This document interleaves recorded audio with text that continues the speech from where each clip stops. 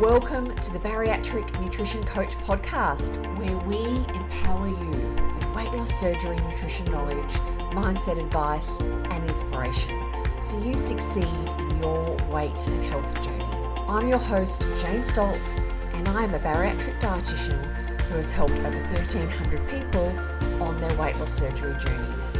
I'm also a solo mum, lover of long walks while listening to podcasts, partial to a glass of wine, and the ocean is my happy place.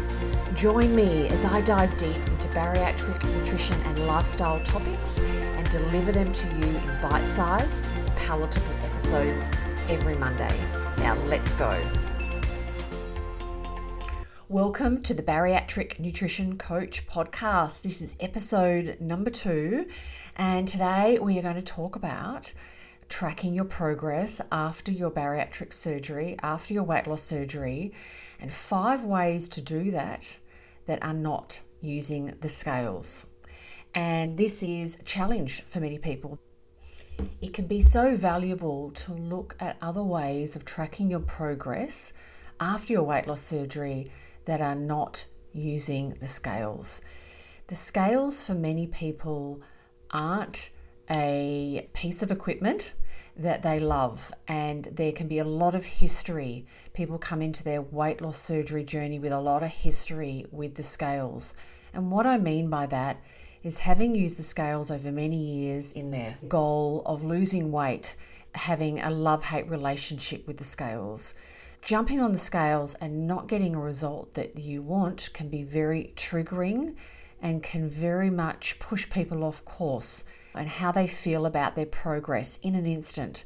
There's a lot of power, I say, in that piece of metal or plastic sitting on the floor. And my goal when I work with my clients is to take away the power that scales have, because the scales are not that accurate. There's a lot of inaccuracies with scales, not just if they're old or they're new. It's a very one-dimensional measure. They don't tell you if you're getting more lean body mass. They don't tell you if you're holding fluid. So measuring yourself with just what the scales is telling you is a flawed way of living after weight loss surgery. And it's also not an empowering way to live after having weight loss surgery. So I wanted to share 5 ways that you can track your progress after your bariatric surgery that are not about jumping on the scales. 5 other ways. Number 1 is doing body measurements. So using a measuring tape. And many people will do this in their weight loss surgery journey from day 1. But sometimes, in those early days, you've got your mind on other things. You may decide to use this way of tracking your progress 6 months down the track. That is fine. You can start at any time, but body measurements can be really useful. And I recommend doing them maybe once a month. You don't have to do them every day or even every week. You can do them once a month. So number 1 is body measurements. Number 2, as a way to track your progress after your weight loss surgery, other than the scales, is using clothes or the fit of your clothes. And we've all seen those wonderful pictures that people share on social media where they are, standing inside the pants that they used to wear, or have a dress or a t-shirt on. And that can be really powerful for many people, because getting a picture or having a physical feedback that their body is getting smaller and they're losing weight can be really helpful when they look at themselves in the mirror, they're not seeing a big difference. And having pictures, having clothes and jumping into those clothes every so often and seeing how they're fitting can be really a wonderful reminder of the progress that you're making. Number 3 is pathology and health measures. And I love this one because many people choose to have bariatric surgery for health reasons. And so it makes sense that we watch and monitor the results from our health tests after bariatric surgery and celebrate the wins. So pathology, people that have diabetes or on the borderline of developing diabetes, insulin resistance, before surgery, it's wonderful to celebrate the wins where their blood sugar levels, their HbA1cs are dropping, a whole range of things there. Medications are dropping or stopping.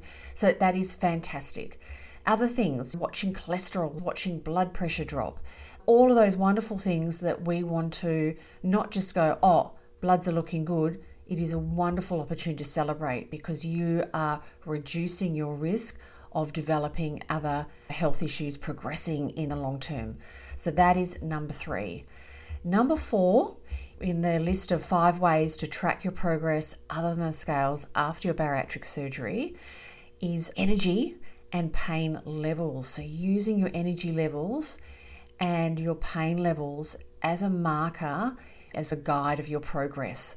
And what I mean by that is you can have a record of what your energy and pain levels are before surgery and at different points. And a month or 2 later, we can do another recording and another kind of checking in and doing some monitoring and giving ourselves marks out of 10 for energy, marks out of 10 for pain levels, and really checking in on what the differences are. And that can be a wonderful thing to do to really remind you of how far you've come and the progress you've made. Because what can happen over time is energy increases a bit, pain levels go down a bit, and because it's small increments over time, we don't always notice the big picture. It's quality of life, and it's really a wonderful area to track and celebrate. Okay. And number 5 on the list is mobility and fitness. So increasing your ability to move and your fitness levels are just wonderful for quality of life. It's wonderful to really track and monitor how you can moving your body is so much easier, and how you can move your body and increase your fitness, keeping your lean body mass. It is so wonderful for quality of life, mobility in the long term. So that is a wonderful one. So let me recap 5 ways to track your progress other than the scales after bariatric surgery. Number 1, body measurements. Number 2, how your clothes are fitting. Number 3, pathology and health measures. Number 4, energy and pain levels. And number 5, mobility and fitness. Thank you so much for listening to episode number 2 of my podcast. I encourage you to subscribe so you get alerted when a new podcast drops every Monday.